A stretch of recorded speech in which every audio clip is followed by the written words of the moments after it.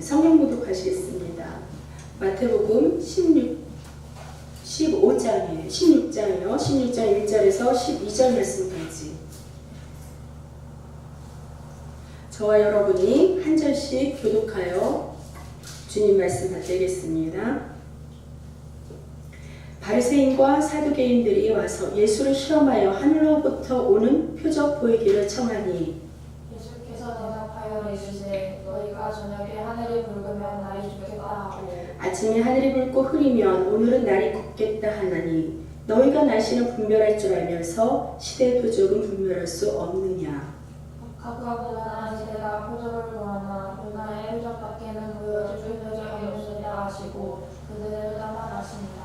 제자리를 건너편으로 갈새 떡 가져가기를 잊었더니 예수께서 이르시되 삼가 바리새인과 사두개인들의 노력을 주의하라 하시니 제자들이 서로 논의하여 이르되 우리가 떡을 가져오지 아니하였도다 하거늘 예수께서 아시고 이르시되 믿음이 작은 자들아 어찌 떡이 없으므로 서로 논의하느냐. 너희가 아직도 깨닫지 못하느냐. 5개로 5,000명을 먹이고 주운 것이 몇 바구니며 떡 7개로 4,000명을 먹이고 주운 것이 몇 광들이었는지를 기억하지 못하느냐. 어찌 내 말한 것이 떡에 관함이 아닌 줄을 깨닫지 못하느냐. 오직 바리새인과 사두개인들의 노력을 주의하라 하시니. 다 함께 하시겠습니다. 그제서야 제자들이 떡의 노력이 아니요 바리새인과 사두개인들의 교훈을 산 거라고 말씀하신 줄을 깨달으니라. 아멘. 다같이라는 말을 해야 다같이 하시는지 몰랐어요. 그냥 다같이 하는 줄 알고 서로가 기다렸던 작은 것 하나도 배려하는 마음이 보였습니다. 예, 반갑습니다. 할렐루야. 너무 기뻐요. 오세요. 네. 오늘은 마태복음 강론이에요. 계속 이어갑니다. 55강 누룩에 대한 경고. 자, 오늘 이 시간에는 누룩에 대한 경고에 대해서 함께 살펴보면서 은혜를 나누려고 하는데요. 누룩이 뭐예요? 누룩이 그 빵을 같은 데 넣으면 부풀게 하는 그 매개체가 되는 거죠. 그런데 이 말씀을 하게 된 배경이 무엇이고 왜 예수님께서 말씀에서 이처럼 누룩에 대한 경고를 하시게 되었는가를 우리가 살펴보도록 하겠습니다. 자, 일단 첫 번째로 표적 구함을 예수님께서는 책망하셨어요. 본문 1절에 바리새인과 사두개인들이 와서 예수를 시험하여 하늘로부터 오는 표적 보이기를 청하니 라고 이렇게 했습니다. 바리새인과 사두개인들이 예수님께 나와서 표적을 보여달라. 여기에서부터 이제 이 문제가 바로 시작된 거예요. 신약을 보면, 성경을 보면 우리는 성경을 보면 알 수 있지만 그 신약 시대, 그 시대 사람들은 예수님을 직접 경험하고 본 사람들이에요. 느낀 사람들이에요. 그러면 지금까지 예수님이 행해졌던 그 많은 표적들이 분명히 봤다는 얘기죠. 우리가 제일 부러워하는 거 있죠? 오병이어의 기적. 예, 적게 심었는데 많이 거두는 거. 오병이어가 뭐예요? 어제 소년이 5개의 물고기에다가 2개의 보리떡. 아니죠. 거꾸로. 오병이어. 여기서 한자 실력이 이제 탄로가 나는 거예요. 5개의 보리떡과 2마리 물고기를 가지고 5,000명을 먹이고 12강제리가 남았잖아요. 그렇죠? 여러분도 이런 놀라운 표적을 구하시려면 아버지 오병이어의 표적을 저에게도 아버지 체험해 주세요. 정말 믿으면서 말로만 하지 말고 주님께서 해주십니다. 그리고 또 뭐예요? 신약에 보면 눈먼 자들, 소경들을 많이 이렇게 눈을 뜨게 해주셨고 또 안진뱅이 일으켰고 안 하신 게 없어요. 귀머거리 귀를 열어주시겠고 또 심지어는 그 나사로가 죽었는데 무덤에서 나사로야 일어나 걸어서 나오라 그랬잖아요. 말씀으로 명령하셨을 때 죽은 나사로도 살아났잖아요. 그리고 또 어떻게 해요? 제자들이 배에 올라서 요단강을 건널 때, 갈릴리를 건널 때 바다가 폭풍이 일었어. 그럴 때 어떻게 예수님께서 그때도 말씀으로 잠잠하라고 명령했을 때 그 폭풍이 가라앉았고 잠잠했잖아요. 이렇게 지금 신약 성경의 표적, 이렇게 기록된 그 표적만 해도 37가지나 됩니다. 신기합니까? 이건 신비가 아니에요. 정말 현실이 이루어졌기 때문에 정말로 놀라운 것이기 때문에 이게 무엇인지 구체적으로 아시려면 그 신약의 마태복음만 읽어봐도 나옵니다. 그러면서 여러분들이 그것을 기도 제목까지 기도하세요. 저는 많이 체험했어요. 여러분도 그런 체험과 하시기를 예수님의 이름으로 축복합니다. 자, 요한은 예수님의 그 행하신 것을 다 기록하려면 이 세상에서 그 기록한 책을 두기에도 부족할 거예요. 그러니까 기록할 수가 없다고 그래요. 그게 지금 요한복음 21장 25절 말씀에도 나와 있는데 그렇게 많은 표적을 베풀어 주셨는데도 또 다른 표적을 예수님께 요구했다는 거죠. 누가? 바리새인과 사두개인이. 그래서 예수를 시험하여 하늘로부터 오는 표적 보이기를 청하니 그랬어요. 자, 여기서 하늘로부터 오는 표적이라는 건 뭐냐면 예수님께서 여러 많은 표적들을 이렇게 보여주셨는데 하늘에서부터 오는 표적 뭐냐면 정말로 예수 네가 메시아고 하나님의 아들이라면 그 표적을 보여달라 이거예요. 좀 더 구체적인 증거를 요청한 것이라는 거죠. 예를 들면 성경에는 3가지 아주 대표적인 표적이 있어요. 그러니까 예수님이 오시기 전에 그 구약 시대 때 하늘에서 하나님께서 보내주신 그 선지자라는 거. 대표적인 선지자 모세 첫 번째. 그래갖고 모세가 이스라엘 백성들 애굽에 고통받던 노예로 고통받던 이스라엘 백성들을 광야로 끌어나왔을 때 맨손으로 나왔잖아요. 아무것도 지지도 않고 그냥. 근데 어떻게 해요? 만나와 메추라기로 그렇게 먹이셨어요. 그쵸? 모세를 통해서 모세가 기도를 하고 구했을 때 그리고 또 모세가 또 반석을 뚝딱 치면 어떻게 물이 나왔잖아요. 그래서 물도 목마르지 않았다는 얘기예요. 그리고 둘째로는 열왕기상 18장 보면 엘리야가 선지자들과 거짓 선지자들과 막 싸우고 있었어요. 그럴 때 어떻게 해? 하늘에서부터 불이 내려와갖고 그 거짓 선지자들을 다 불살라서 멸하셨죠. 첫 번째 모세, 두 번째 엘리야. 그리고 세 번째 여호수아 예를 한번 들어볼까요? 여호수아가 아모리 사람하고 전쟁을 하고 있었을 때 그게 구체적으로 여호수아 10장 12절 14절에 나와 있어요. 뭐냐면 여호수아가 하나님께 하나님 태양을 좀 멈추어 주십시오. 이런 기도를 했던 거예요. 태양이 멈춘다는 건 뭐예요? 시간을 멈추게 해달라는 얘기예요. 네? 뭐 예전에 저 시대 때 뭐 시간아 멈추어라 이런 가요가 있었는데 그 이유가 뭔지 아세요? 남녀간에 사랑하는 이 순간이 너무 좋으니까 이 시간이 안 지나갔으면 좋겠다는 거야. 헤어지지 않고 이 순간이 계속해서 시간이 멈췄으면 좋겠다는 거예요. 근데 그렇게 구하면 시간이 멈춥니까? 안 멈춰져요. 그러나 여호수아는 어떻게? 멈췄다는 얘기예요. 왜 그러냐면 왜 태양이 머무르기를 간절히 간구했냐면 해가 지면은 아모리 사람을 이길 수가 없거든요. 깜깜하고 그러기 때문에. 그랬을 때 하나님께서는 내가 너희와 함께하면 내가 승리하겠노라. 근데 태양이 지지 않게 해서 너희의 전쟁을 내가 이기도록 그렇게 인도하리라라는. 그래서 이처럼 모세하고 엘리야하고 여호수아를 보면 누가 봐도 뭐예요? 하나님의 사람이에요.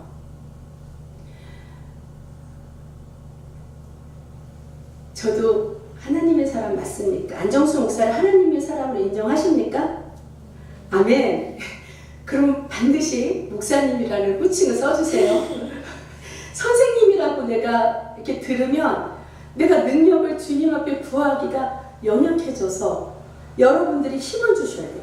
목사님 하고 힘을 주면 그래 주여 이러면서 하나님 우윤이와 유나를 이렇게 여러분들이 저를 목사로 인정을 해주셨듯이 하늘에서 하나님의 백성, 하나님의 딸들로 하나님의 자녀들로 여러분들을 통해 저도 그것을 체험할 수 있고 그것을 느낄 수 있습니다. 믿으십니까? 우리는 그래서 행복한 사람이에요. 그래서 이와 같이 정말 누가 보아도 하나님께서 예수님을 이 땅에 보내셨다는 것을 구체적으로 증거할 수 있는 것을 다 있는데도 불구하고 어떻게 했다 했어요? 바리새인과 사두개인들은 또 다른 표적을 보여달라고 그렇게 요구했다는 거예요. 근데 물론 못 믿어서 자꾸자꾸 요구할 수 있어요. 믿음이 연약하니까 겸손함으로 요구한다 그러면은 괜찮은데, 사실 여기에서는 저희가 있었어. 저희가 있었어요. 그 저희라는 건 딱 뜻을 얘기하는 거죠. 뭐냐면 예수님이 하나님과 함께하는 것을, 그것을 알고 싶어하고 깨닫고 싶어하는 게, 그게 그런 깊은 뜻이 있는 게 아니라 예수를 어떻게 고소해서 저 예수를 어떻게 죽일까, 그거를 트집을 잡기 위해서 자꾸자꾸 표적을 구했다는 거죠. 자, 우리를 창조하신 분이 하나님이에요. 그러면 하나님이 어떻게 육신을 입고 오신 분이 바로 예수님. 그러면 예수님이 우리에 대해서 다 아실까요, 모르실까요? 다 알죠. 그러면은 예수님께서 바리새인과 사두개인들이 자꾸 표적을 구하는 그 의도와 심정을 몰랐을까요? 당연히 훤히 들여다보겠죠. 그렇기 때문에 예수님께서는 이들을 악하고 음란한 세대라고 아주 책망을 하셨어요. 자, 여기서 바리새인과 사두개인들, 바리새인들이 누구고 사두개인들이 누구일까 한번 볼까요? 어떤 사람들이냐면, 바리새인들은 그 당시 종교 생활에서 굉장히 엄격한 사람이었어요. 그러니까 율법을 되게, 유대인들은 율법을 되게 중시했죠. 진짜 안식일이 우리는 주일날을 안식일이라고 하잖아요.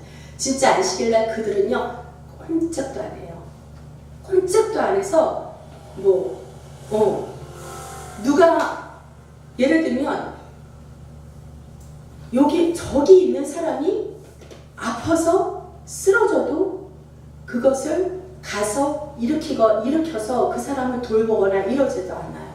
그것 자체도 병 고치는 일이라고 하기 때문에 안식일 날은 어떻게 아무 일도 하지 말랬다고 율법에 그렇게 나와 있기 때문에 정말 율법만을 중시하고 그런 사람이 바리새인들이래요. 되게 보수적이죠. 근데 이 사람들은 그렇게 그 수많은 율법들이 있는데 그것을 갖다가 잘 지키면 좋죠. 예. 올바르게 그러면 우리가 법을 다 잘 지켜봐요. 얼마나 모범 시민이 되겠어요? 근데 우리가 법을 다 지키는 사람이 있습니까? 없어요. 못 지켜. 율법도 다 못 지켜요. 근데 본인들은 자기는 율법을 중시하고 잘 지키는 사람이라고 생각을 해서 바리새인들은 막 자기 도취하고 자만감, 나처럼 율법 잘 지키는 사람이 없어. 이렇게 생각했던 거예요. 그래서 율법을 많이 알고 잘 지킨다고 생각하고, 그래서 메시아가 오면 구원을 받을 거라는 그런 믿음이 있었고, 심지어 하나님께서 율법을 잘 지키는 우리를 정말로 사랑할 것이라는, 그리고 율법도 지키지 않고 이방인들은 하나님께서 멸시할 거라고 그들의 생각이 그랬어요. 사랑의 하나님은 절대 그러신 분이 아니시잖아요. 뭐냐면 자기가 자기 도취했고 본인이 의인이라고 생각을 했던 거예요. 본인들이. 그렇기 때문에 나는 의인이야 이렇게 생각하기 때문에 섬기기보다 어떻게 섬김을 받기를 더 원하니까 존경받기를 원했던 거예요. 네. 그러니까 어디를 가든지 내가 바리새인이야. 너희는 엎드려 절해야 돼. 예를 들어서 내가 물을 먹고 싶으면 너희들은 내 앞에 가져와야 돼. 이러한 자기 스스로를 자꾸 높이는 그런 교만한 사람들이었었죠. 그리고 이들은 또 자랑하길 좋아해요. 그래서 자기네들이 경건하다, 종교적으로 너무 경건하다 그래서 기도를 열심히 한다는 걸 이렇게 보이고 싶어 해서, 사실 말씀에서는 골방에서 기도하라고 하나님께서 은밀한 중에 들으신다고 하셨는데, 이 바리새인들은 골방에서 기도하는 게 아니라 거리에, 문어기에, 그래서 큰 소리로 외치면서 하나님 주여 주여를 큰 소리로 외치면서 나 기도를 한다, 나 이렇게 기도 많이 한다 이러면서 손 들고 이렇게 티를 내는 거예요. 네, 티 내는 거 얼마나 싫어해요 우리? 티 안 내도 다 티가 나는데, 그쵸? 근데 이 바리새인들이 그랬다는 거예요. 그래서 사람들이 볼 때 저 바리새인들이 저렇게 길거리에서도 이렇게 기도하는데 가정에서는 얼마나 기도를 많이 할까, 이렇게 칭찬받기를 원하고, 또 그들의 기도하는 내용을 가만히 보면 우리가 정말로 기도하는 내용에서 정말 진심으로 뭐가 하나님 앞에 뭐 할 때 감사를 드릴 때 하나님이 기뻐 받으시는 기도잖아요. 하나님 정말로 하나님의 은혜를 감사합니다. 그래서 하나님의 은혜가 이러이러한 거 구체적으로 또 다 나열해가면서 너무 감사합니다. 하나님이 공기를 주신 것도 감사하고요. 그러니까 일반 사람들은 별거 아닌 것에도 불구하고 우리가 기도할 때 하나님 이렇게 부모님을요 좋은 부모님 주셔서 고맙고요. 감사하고요. 하나님 이렇게 좋은 선생님 주셔서 감사하고요. 하나님 이렇게 이쁜 제자들 주셔서 감사하고요. 하나님 우리 교회를 주셔서 감사하고요. 모든 게 다 감사. 그랬을 때 하나님 정말 영광 받으시고 기쁜 기도인데 이 바리새인들의 기도는 그게 아니에요. 뭐냐면 하나님 내가 율법을 잘 지킬 수 있어서 감사합니다. 이래요. 하나님 내가 11조를 잘 한 것에 대해서 감사합니다. 그러니까 본인은 의인이라고 생각하기 때문에 내가 한 행동 이것에 대해서 나 이렇게 지켰어요 하나님. 근데 그래서 하나님 아시죠? 나 이렇게 잘 지켰어요. 이런 걸 하나님 앞에서도 티를 내요. 기도를 통해서. 하나님이 이런 기도를 기뻐 받으실까요? 우리는 정말로 예수 그리스도 예수님 한 분 이외에는 온전한 사람이 없어요. 우리는 정말 부족하고 연약하고 다 죄를 짓죠. 당연히 짓죠. 저도 아까 조금 예배 순서에서 좀 실수했어요. 그게 어떻게 제가 하나님 아이고 제가 준비를 제대로 못한 겁니까? 못한 것 같아요. 하나님 잘못했어요. 순간 그렇게 제가 회개 기도를 했습니다. 그게 사람이 연약할 수밖에 없기 때문에 실수를 저지를 수밖에 없는 거예요. 그러면 어떻게 실수를 줄이려면 좀 더 많이 준비를 하고 그러면 되겠죠. 근데 제가 지금 수요일에 첫 예배 첫 설교예요. 그쵸? 하나님이 기뻐 받으시는 줄 믿습니다. 예, 저와 같이 예배드리는 여러분도 그리스도 예수님의 이름으로 축복하기를 간절히 기도합니다. 그래서 우리는 기도를 할 때 정말 내가 죄인입니다. 하나님 앞에 기도해서 회개를 할 수밖에 없는 죄인입니다. 이렇게 그 당시에 세리들은 기도를 했다고요. 근데 전혀 반대였죠. 그래서 이들은 정말로 교만을 했고 교만했다고 자기의 허물을 알지 못했다는 거예요.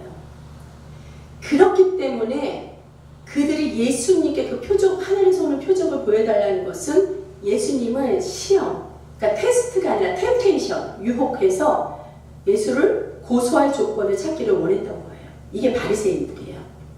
자, 사두개인들은 누구냐면 이 사두개인들과 바리새인들은 예수를 믿지 않고 예수를 배척한 것은 공통점인 부분인데 이 두 사람 사이의 관계는 맞수였었어요.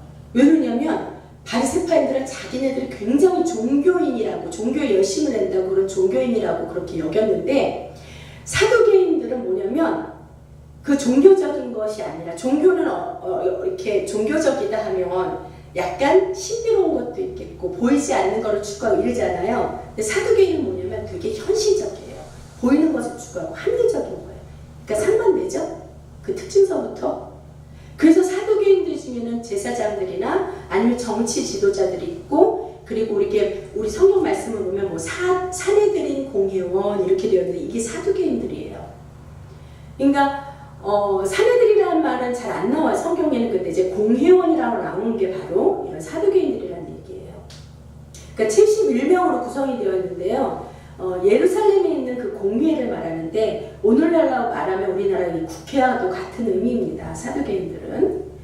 그러니까 사두개인들이 뭐냐면 그 나라의 종교의 법을 정하는 그러한 종교적인 지도자들을 모이는 곳이 바로 공회였어요. 근데 그들이 한 것이 뭐냐면 역시나 예수님을 십자가에 못 박기 위해서 뭐예요? 공모를 하고 재판을 해갖고 그들이 통과시켜서 본디오 빌라도에게 고난을 받아서 십자가에 못 박혀서 사도신경에 이렇게 나와 있잖아요. 이 사두개인들이 그렇게 한 거예요. 자, 근데 여기서 잠깐 재밌는 게 뭐냐면 사내들인 그 공회의 법을 보면 예를 들어서 무슨 의견이 나왔을 때 만장일치다. 이것은 만장일치가 나오면 그것은 그 내용 자체를 무효로 여깁니다. 예를 들어서 요번에 수련회를 뭐 산으로 갑시다. 자, 좋은 사람 손 들어보세요. 그러면은 이렇게 손을 드는데 만장일치로 다 산이 좋대요. 돼요. 그럼 우리는 얼마나 좋아해요? 의견이 맞았다고 좋아하잖아. 근데 이 사람들은 어떻게 해요? 아, 만장일치는 사람이라는 건 있을 수가 없다. 그러니까 이거는 무효다. 다시 이거는 회에서 다시 의논해야 된다. 이렇게 이 사람들이, 사두개인들이 법을 정해놓은 거예요. 왜 그러냐면은, 그러니까 모든 사람이 이렇게 찬성했다는 말은 권력으로 누가 억압을 했던지 독재를 했던지 뭔가 이유가 있었기 때문에 그렇게 만장일치가 된 거지, 진정한 의미의 만장일치는 없다는 거죠. 근데 어떻게 했어요? 예수를 십자가에 못 박자고 그럴 때는 만장일치가 됐었잖아요. 누구 하나 반대하는 사람이 없었어요. 그럼 그거 어떻게, 자기네들 법이 그렇게 그걸 무효라고 여긴다면 그걸 무효화시키고 예수를 십자가에 못 박지 말았어야 했죠. 근데 어떻게 됩니까? 그냥 만장일치니까 십자가에 못을 박았기로 그렇게 결정한 거예요. 참 우스운 거죠. 이 둘은 서로 원수고 맞수인데 예수를 죽이고자 하는 데에는 서로 연합이 됐다는 얘기예요. 짝짝꿍이 됐다는 얘기죠. 그러니까 가만히 보면요, 우리도 학교에서 그러잖아요. 학교에서도 관계가 나쁜 친구가 있었는데 서로 맞수였었어. 근데 어떻게 해요? 선생님이 오늘은 자율학습을 하지 말까 할까 그랬을 때 하지 마요. 그런 거는 또 한 마음이 되잖아요. 근데 그런 건 괜찮아. 근데 맞수였다가 내가 어떤 A라는 아이가 있었는데 나도 A가 싫고 얘도 A라는 애가 싫어요. 근데 선생님이 A라는 애를 예뻐해서 반장을 시키려고 그래. 그랬을 때 어떻게 해요? 그걸 반대해야 되고 다른 아이를 시켰을 때 어떻게 되죠? 둘이서 공모를 할 수 있게 되죠. 그쵸? 예. 그거 좀 시키면 어때서? 누가 하면 어때서? 그쵸? 예. 보현이는 학교에서 반장한테 반 아이들이 말을 참 잘 듣는다고 해요. 예, 그것도 은혜입니다. 할렐루야. 리더십을 잘 키워서 주님 앞에 영광되는데 이렇게 쓰임받길 소원합니다. 예. 근데 악한 사람들은요, 주님의 교회를 핍박하거나 예수를 핍박할 때는 꼭 이렇게 연합하고 힘을 합쳐요. 이것이 바로 악인들의 생리인 거죠. 그래서 예수님께서 교훈하시고 책망하여요. 책망을 하셔요. 이 악하고 음란한 세대요 라고 이렇게 책망을 하십니다. 그것이 뭐냐면 영적인 분별력이 없음을 책망하신다는 거예요. 2절 이하를 보면 예수께서 대답하여 이르시되 너희가 저녁에 하늘이 붉으면 날이 좋겠다. 아침에 하늘이 붉고 붉으면, 이게 무슨 말이냐면은 우리가 보면은 오늘 비가 되게 많이 왔었죠. 그런데 어저께 어땠어요? 날씨 엄청 더웠잖아요. 엄청 덥다는 거는 습도가 많이 올라갔다는 얘기거든요. 그러면 오늘 이상하게 이상기온이라서 이상기온 오르면 되게 덥네. 그러면 꼭 그 다음날 비가 와요. 근데 그거를 계속해서 이렇게 체험을 하다 보면 그건 누구나 다 알 수 있는, 그러니까 날씨의 기후를 보고 징조를 보고 날씨가 어떻게 했다는 것을 알 수 있잖아요. 그렇죠? 그것도 마찬가지로 이스라엘이라는 나라에서도 기후를 그렇게 예상할 수 있죠. 사람들은 다 예상할 수 있잖아요. 근데 조금 더 구체적으로 분석을 하면은 일기예보를 하는 기상 관측청이 생기기도 하죠. 왜냐면 사람이 그렇게 관측할 수 있고 날씨를 예측할 수 있기 때문에 기상청이라는 그런 데도 생기는 거예요. 근데 예수님께서 그러는 거죠. 왜 날씨에 대해서 그런 천기는 잘 분별하면서 너희들은 왜 가장 중요한 영적인 분별력이 없냐는 얘기예요. 하나님의 사랑, 사단의 쓰임받는 사람도 사단의 쓰임 받아요. 가끔 제가 그랬죠. 천사의 소리, 악마의 소리, 그리고 내 생각, 그 얘기 했잖아요. 그쵸? 간혹 가끔 저도 악한 생각을 할 때 있어요. 사람이라면. 근데 어떻게 해요? 우리 하나님의 백성들은 곧장 막 머리를 저으면서 내가 이런 생각하면 안 되지 이러면서 금방 회개를 하잖아요. 그게 다르잖아요. 그렇듯이 우리는 그렇게 분별력이 있습니다. 근데 이 사두개인과 바리새인들은 그런 분별력이 없다는 걸 예수님이 책망을 하시는 거예요.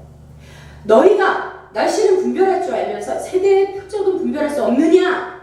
악하고 음란한 세대요. 자, 여기서 예수님께서 악하다고 하셨고 음란하다는 거를 이렇게 함께 사용하고 있어요. 이것이 서로 연관이 있기 때문에 책망하실 때도 같은 용어로 같은 의미를 사용하셨겠죠. 자, 음란이라는 게 무엇인지 아시죠? 허락되지 않는 남녀 사이가 서로 여기까지만. 무슨 얘기인지 알죠? 근데 이게 육적인 음란이잖아요. 근데 영적인 음란도 있다는 거예요. 영적인 음란은 뭐냐면 우리가 비유를 해요. 예수님은 누구로 비유해요? 신랑으로 비유하고 우리들은 하나님의 자녀, 그리스도의 자녀들은 누구? 신부로 비유를 하잖아요. 성경에서. 그래서 왜 카톨릭은 그래서 예수님은 신랑이고 우리는 신부니까 그래서 진짜 신부 돼갖고 막 결혼도 안 하잖아요. 근데 그거는 비유지. 말씀에서 비유로 하는 거지 진짜 너 신부니까 다 결혼하지만 이거는 아니잖아요. 그쵸? 예. 그것처럼 신랑과 신부를 예수님과 우리 각각의 자신 이렇게 비유로 여겨주셨는데 허락된 관계잖아요. 그쵸? 허락된 관계가 아니라 이게 정말로 축복된 관계예요. 하나님과 나와의 관계, 예수 그리스도와 나와의 관계, 성령님과 나와의 관계. 이게 신랑 신부의 관계인데 음란하다는 건 뭐죠? 이 축복된 관계를 버리고 영적으로 다른 데 눈을 돌린다는 얘기죠. 어디? 교회를 다니면서 답답하니까 그냥 막 이렇게 슬금슬금 막 그냥 무슨 막 이런. 그리고 또 우리 그러는 거 있어요. 요즘은 카카오 스토리 같은 데도 뭐 오늘 소소한 운세 이런 거예요. 운세가 어딨어요. 운세가 하나님 인도하시죠.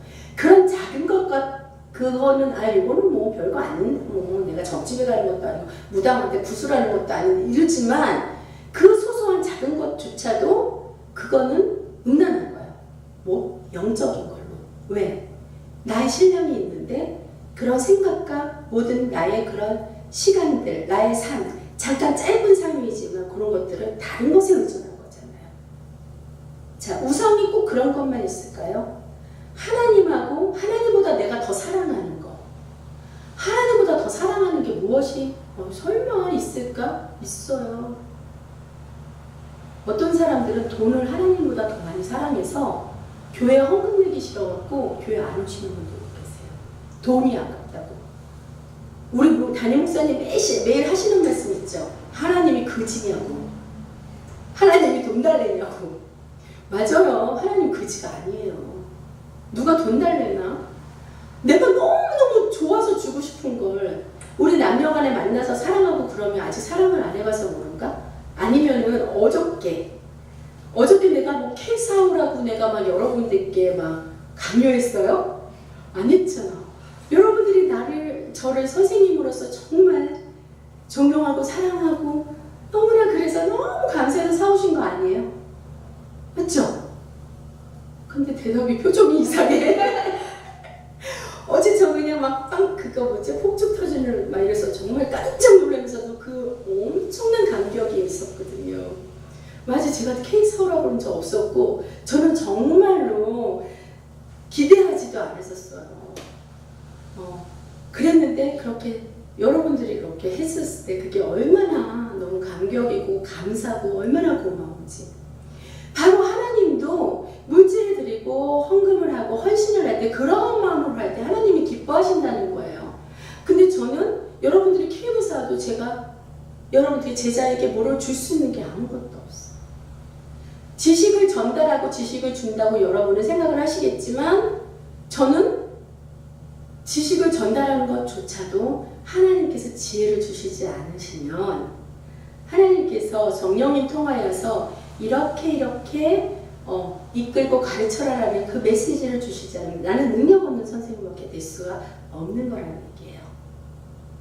이렇듯 내가 하나님보다 더 사랑하는 것, 내가 예수님보다 더 사랑하는 것, 그것이 바로 우상이 된다는 거죠. 대부분 물질이 있을 수도 있겠고요. 건강이 있을 수도 있고요. 특히 부모님들은 자녀가 내가 목숨하고 내가 무엇과도 못 받고 이러면서 자녀를 정말로 하나님보다 더 사랑하는 그러한 부모가 있어요.